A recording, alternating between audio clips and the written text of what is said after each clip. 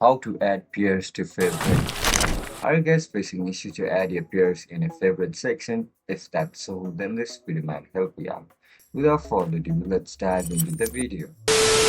To add your peers to your favorite section, first of all, open Binance on your mobile device.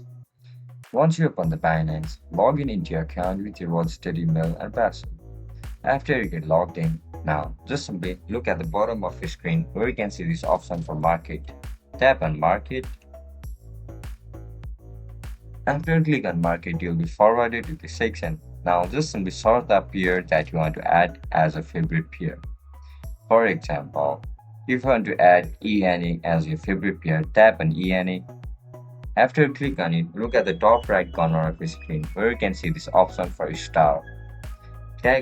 Toggle it on. As soon as you toggle it, it will be added as a favorite peer. So as you guys can see, ENA is marked as our favorite peer. If you guys found this video helpful, don't forget to like, share, and subscribe to our channel.